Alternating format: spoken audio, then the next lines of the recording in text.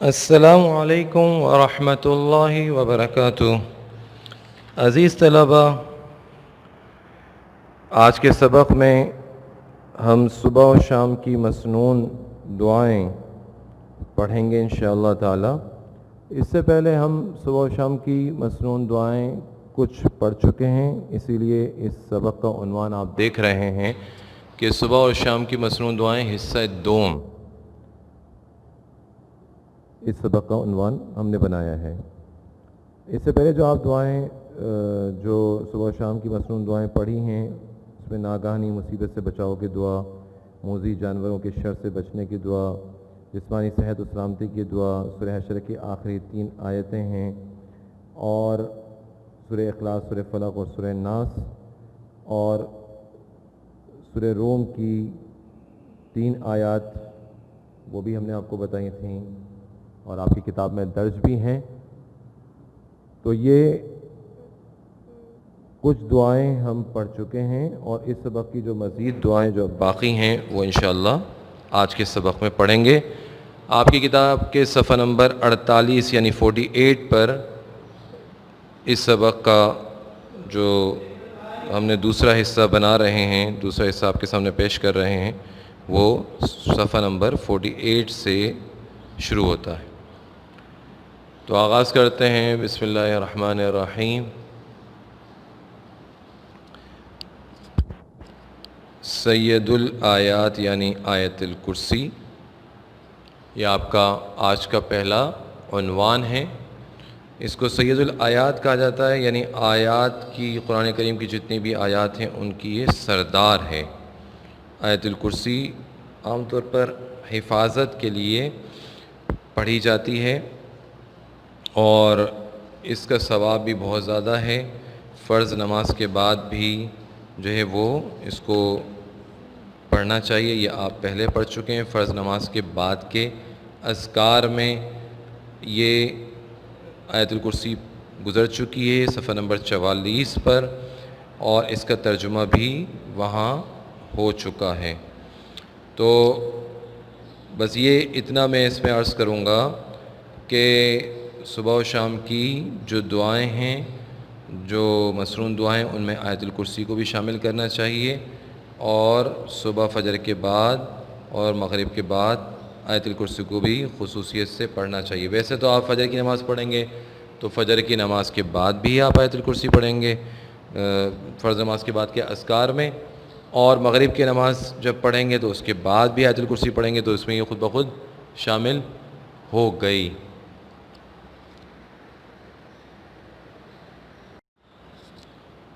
تو عزیز طلبہ، یہ تو سید الآیات یعنی آیت الکرسی کے متعلق بات ہوئی۔ دوسرا عنوان سید الاستغفار ہے۔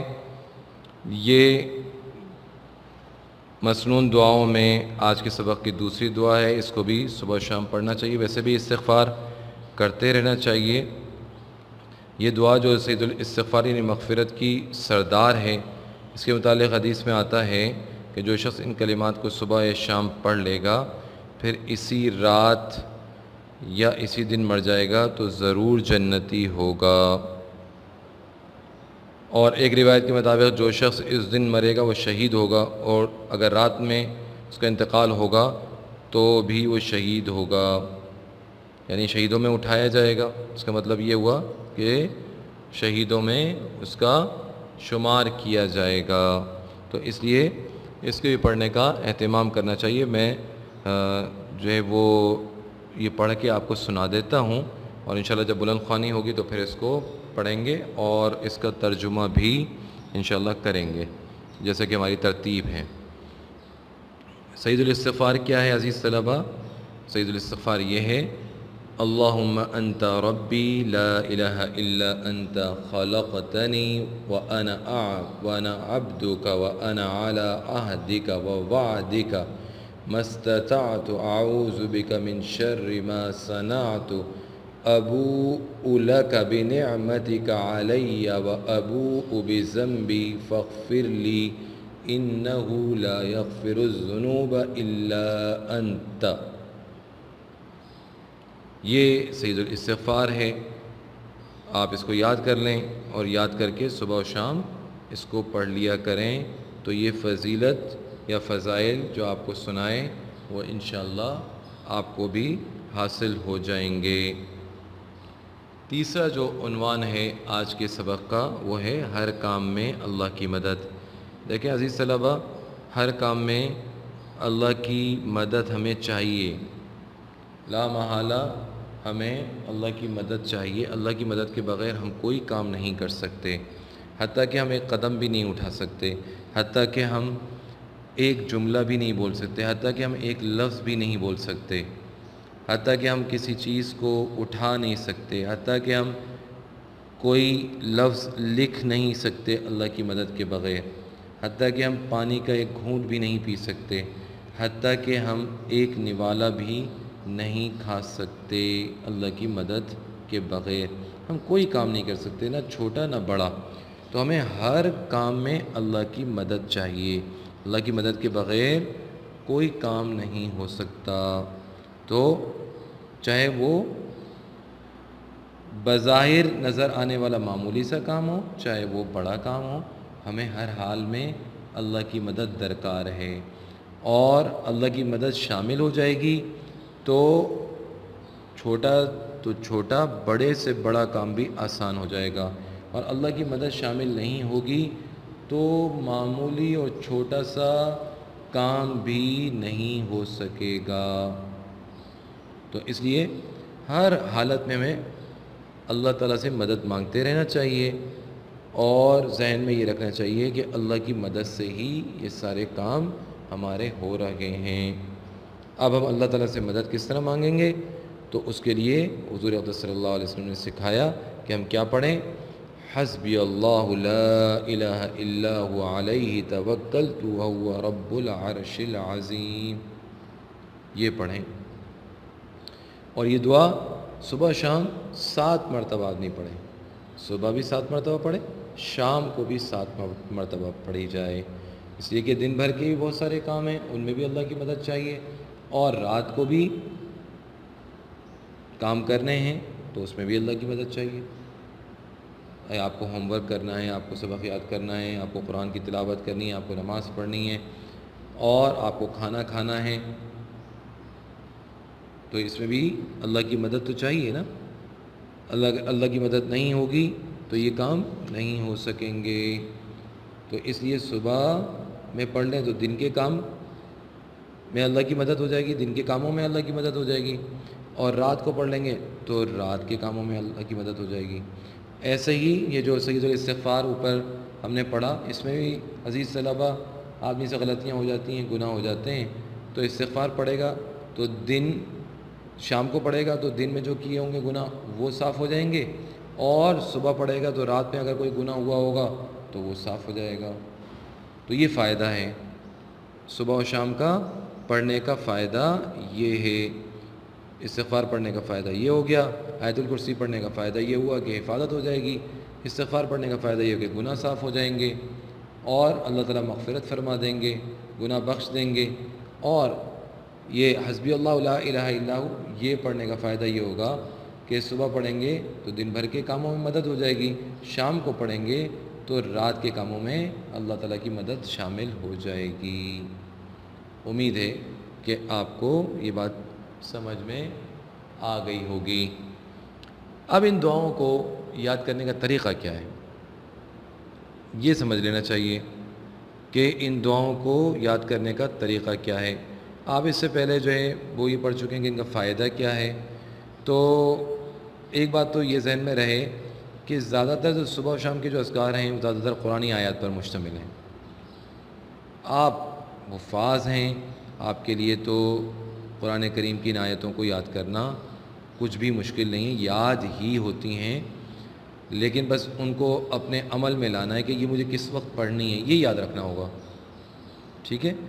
اور دیگر جو دعائیں وہ مسنون دعائیں احادیث میں آئی ہیں تو ان کو بھی آپ یاد کر لیں گے، اور وہ یاد کس طرح کریں گے کہ آپ اپنے معمول میں شامل کر لیں تو خود بخود یاد ہو جائیں گی۔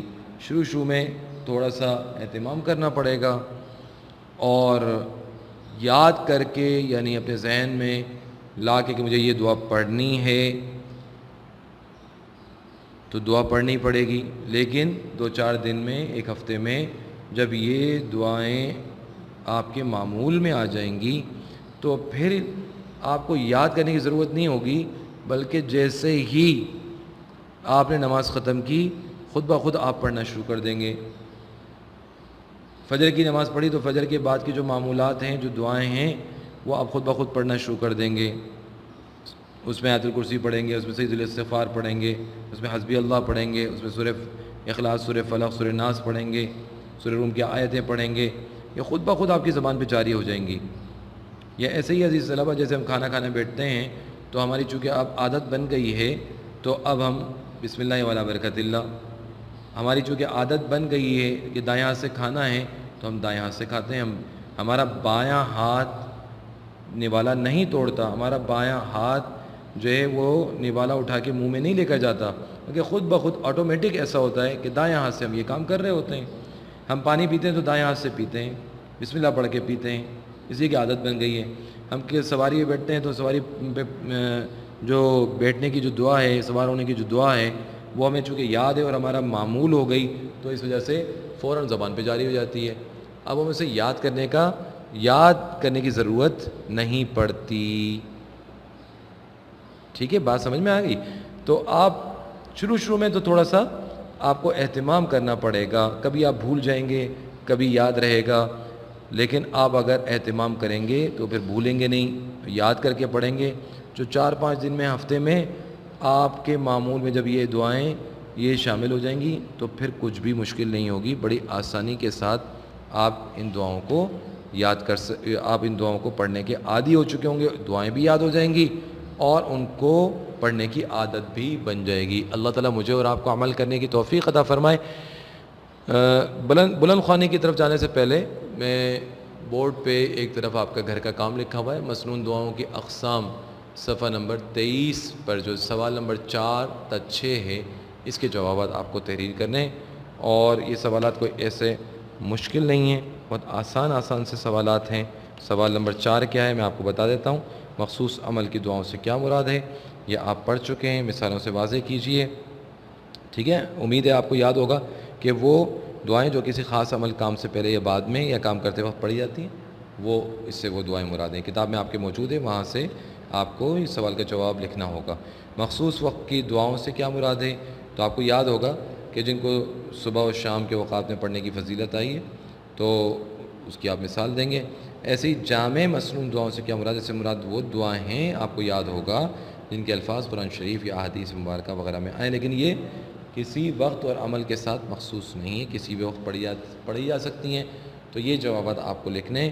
سوال نمبر 7 اور 8 ابھی ہم نے چھوڑ دیا ہے، اور انشاءاللہ ہم آپ کو آگے بتائیں گے۔ اب ہم بلند خوانی کی طرف بڑھتے ہیں، اس سبق کی بلند خوانی کرتے ہیں۔ تو عزیز طلبہ، اب ہم اس سبق کی بلند خوانی کریں گے۔ سید الآیات یعنی آیت الکرسی۔ اعوذ باللہ من الشیطان الرجیم، بسم اللہ الرحمن الرحیم۔ اللہ لا الہ الا هو الحی القیوم لا تأخذه سنة ولا نوم له ما في السماوات وما في الأرض من ذا الذي يشفع عنده إلا بإذنه يعلم ما بين أيديهم وما خلفهم ولا يحيطون بشيء من علمه إلا بما شاء وسع كرسيه السماوات والأرض ولا يؤوده حفظهما وهو العلی العظیم۔ ترجمہ: اللہ وہ معبود برحق ہے کہ اس کے سوا کوئی عبادت کے لائق نہیں، زندہ ہمیشہ رہنے والا، اسے نہ اونگ آتی ہے اور نہ نیند۔ جو کچھ آسمانوں میں اور جو کچھ زمین میں ہے سب اسی کا ہے۔ کون ہے کہ اس کی اجازت کے بغیر اس سے کسی کی سفارش کر سکے؟ جو کچھ لوگوں کے روبرو ہو رہا ہے یعنی سامنے ہو رہا ہے، اور جو کچھ ان کے پیچھے ہو چکا۔ روبرو یعنی اس وقت یہ جو حال ہے، جو اس وقت ہماری جو زندگی گزر رہی ہے، اس میں جو کچھ ہو رہا ہے، اور جو کچھ ان کے پیچھے ہو چکا یعنی ماضی میں ہو چکا اسے سب معلوم ہے، اور وہ اس کی معلومات میں سے کسی چیز پر دسترس حاصل نہیں کر سکتے۔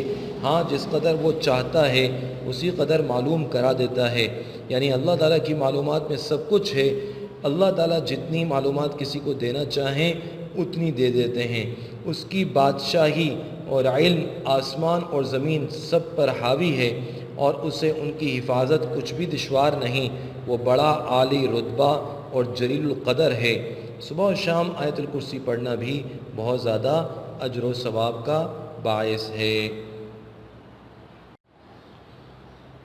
سید الاستغفار: اللہم انت ربی لا الہ الا انت خلقتنی وانا عبدک وانا علی عہدک ووعدک ما استطعت اعوذ بک من شر ما صنعت ابوء لک بنعمتک علی وابوء بذنبی فاغفر لی انہ لا یغفر الذنوب الا انت۔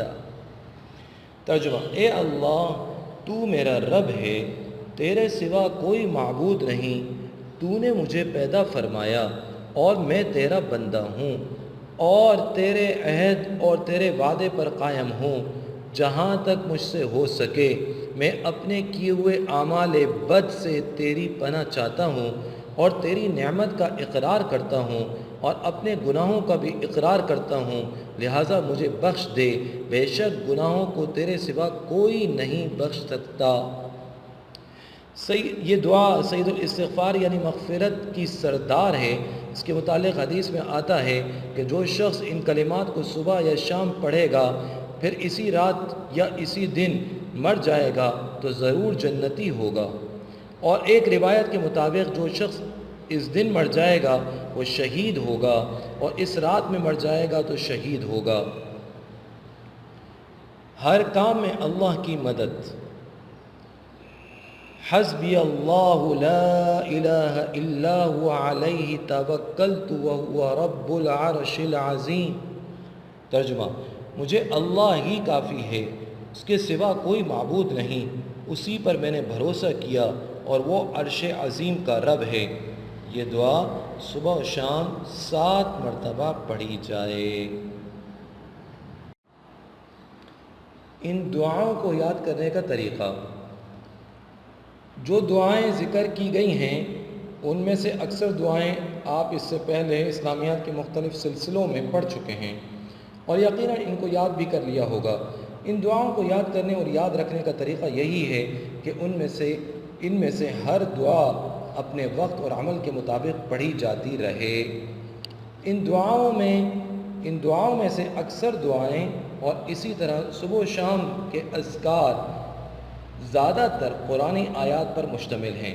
ویسے تو یہ ہر مسلمان کو یاد کرنی چاہیے، البتہ حافظ قرآن طلباء و طالبات کے لیے حفظ قرآن کی وجہ سے اللہ کا بہت بڑا انعام ہے کہ قرآنی آیات پر مشتمل دعائیں تو ان کو یاد ہی ہوتی ہیں، جبکہ دیگر دعائیں بھی یاد کرنا آسان ہو جاتا ہے۔ اللہ کی اس نعمت پر زبانی شکر ادا کرنے کے ساتھ ساتھ اپنے عمل سے بھی اس کا شکر ادا کرنے کا طریقہ یہ ہے کہ ان دعاؤں کو اپنے معمول میں شامل کر لیں اور اپنے دوسرے غیر حافظ ساتھیوں کو اور اپنے تمام گھر والوں کو یہ دعائیں یاد کرائیں اور ان کو پڑھنے کی ترغیب دیں۔ اسی طرح سے دعائیں بھی یاد رہیں گی اور دعائیں پڑھنے کی برکت اور ثواب بھی حاصل ہوگا۔ امید ہے عزیز طلباء آپ کو سبق بھی سمجھ میں آیا ہوگا اور آخر میں جو ان دعاؤں کو یاد کرنے کا طریقہ ہے وہ بھی سمجھ میں آ گیا ہوگا اور اس پر آپ عمل بھی کر رہے ہوں گے، اور اگر اب تک عمل نہیں کیا تو اب عمل شروع کر دیں۔